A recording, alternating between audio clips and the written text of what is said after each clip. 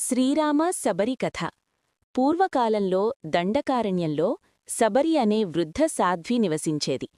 ఆమె చిన్నప్పటినుంచి భగవంతులిపై అపారమైన భక్తి కలిగి శ్రీరాముడు దర్శనం కోసం జీవితం మొత్తం ఎదురుచూసింది. తన గురువు మాట ప్రకారం రాముడు నీ ఆశ్రమానికి వస్తాడు అని నమ్మి ప్రతిరోజూ ఆశ్రమాన్ని శుభ్రంగా ఉంచుతూ భక్తితో జీవించేది. అరణ్యవాస సమయంలో శ్రీరాముడు, లక్ష్మణుడు శబరి ఆశ్రమానికి వచ్చారు. ఆ వృద్ధురాలు రాముని దర్శించగానే ఆనందంతో కన్నీళ్లు పెట్టుకుంది. తన వద్ద ఉన్న ఉత్తమమైన ఫలాలను రామునికి సమర్పించాలనే ఉద్దేశంతో ప్రతి ఫలాన్ని ముందుగా రుచిచూసి తీపిగా ఉన్నవాటిని అర్పించింది.